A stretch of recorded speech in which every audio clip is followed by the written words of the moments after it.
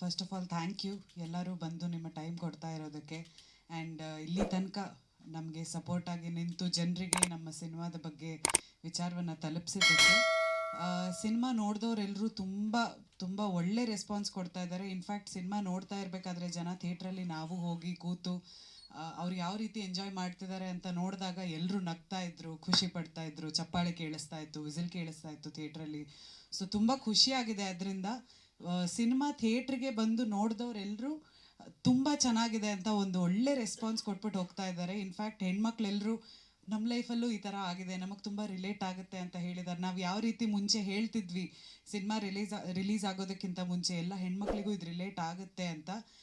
ಖಂಡಿತವಾಗ್ಲೂ ಎಲ್ಲ ಹೆಣ್ಮಕ್ಳು ಬಂದು ನೋಡಿ ತುಂಬ ಎಂಜಾಯ್ ಮಾಡಿ ರಿಲೇಟ್ ಆಗಿ ಇನ್ನಷ್ಟು ಜನರನ್ನ ಕರ್ಕೊಂಡು ಬಂದು ಸಿನಿಮಾ ನೋಡಿ ತುಂಬ ಒಳ್ಳೆ ರೆಸ್ಪಾನ್ಸ್ ಕೊಟ್ಟಿದ್ದಾರೆ.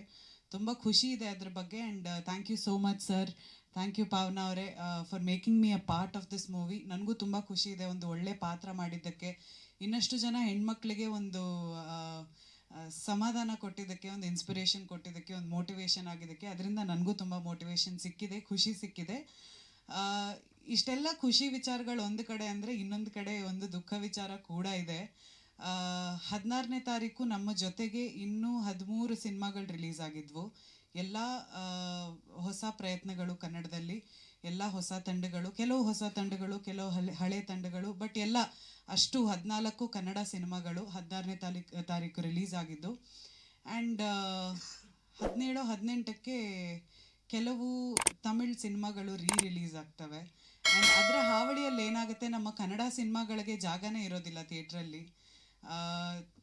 ಇವಾಗ ಆ್ಯಕ್ಚುಲಿ ಒಳ್ಳೆ ಸಿನಿಮಾ ಮಾಡೋದು ಕಷ್ಟ ಅನಿಸಲ್ಲ, ಆದರೆ ಥಿಯೇಟ್ರಿಗೆ ಜನರನ್ನ ಕರ್ಕೊಂಡು ಬಂದು ಸಿನಿಮಾ ನೋಡೋ ಹಾಗೆ ಮಾಡೋದೇನಿದೆ ಅದು ನಿಜವಾಗ್ಲೂ ಕಷ್ಟ ಅಂತ ಅನಿಸುತ್ತೆ.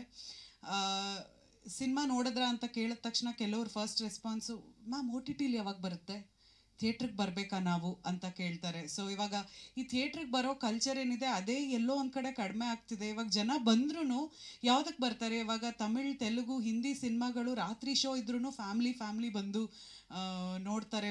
ಹೌಸ್ಫುಲ್ ಶೋಸ್ ಇರುತ್ತೆ. ಅದೆಲ್ಲ ನೋಡಿದಾಗ ಎಲ್ಲೋ ಒಂದು ಕಡೆ ನಮಗೂ ನಮ್ಮ ಕನ್ನಡ ಸಿನಿಮಾಗಳಿಗೂ ಇದೇ ರೀತಿ ಇಂಪಾರ್ಟೆನ್ಸ್ ಸಿಕ್ಕಿದ್ರೆ ಎಷ್ಟು ಚೆನ್ನಾಗಿರುತ್ತಲ್ವಾ. ನಮ್ಮ ರಾಜ್ಯದಲ್ಲಿ ನಮ್ಮ ಕನ್ನಡ ಸಿನಿಮಾಗಳಿಗೆ ಜಾಸ್ತಿ ಪ್ರಾಮುಖ್ಯತೆ ಸಿಗ್ತಾ ಇಲ್ವೇನೋ ಅಂತ ಎಲ್ಲೋ ಒಂದು ಕಡೆ ಬೇಜಾರು ಕೂಡ ಆಯಿತು. ಬಟ್ ಇಟ್ಸ್ ಓಕೆ, ಒಳ್ಳೆ ಪ್ರಯತ್ನನ ಜನ ಯಾವತ್ತೂ ಬಿಟ್ಕೊಡೋದಿಲ್ಲ ಅನ್ನೋದಕ್ಕೆ ಸಾಕ್ಷಿ ನಮ್ಮ ಸಿನಿಮಾ ಬಂದು ನೋಡಿ ಎಂಜಾಯ್ ಮಾಡಿ ಒಳ್ಳೆ ರೆಸ್ಪಾನ್ಸ್ ಕೊಟ್ಟಂಥ ಎಲ್ಲ ಆಡಿಯನ್ಸ್ ಅವ್ರಿಗೆ first of all thank you ಹೇಳೋದಕ್ಕೆ ಇಷ್ಟಪಡ್ತೀನಿ. ಸಿನಿಮಾ ಬಂದು ನೋಡಿ ಹರಿಸಿ ನಮ್ಮೆಲ್ಲರಿಗೂ ಒಳ್ಳೆ ರೆಸ್ಪಾನ್ಸ್ ಕೊಟ್ಟಿದ್ದಕ್ಕೆ ಥ್ಯಾಂಕ್ ಯು ಹೇಳೋದಕ್ಕೆ ಇಷ್ಟಪಡ್ತೀನಿ.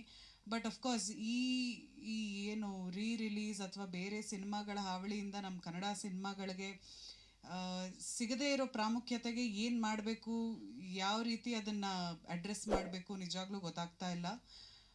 ಬಟ್ ಎಸ್, ಹೀಗಿದೆ ಪರಿಸ್ಥಿತಿ.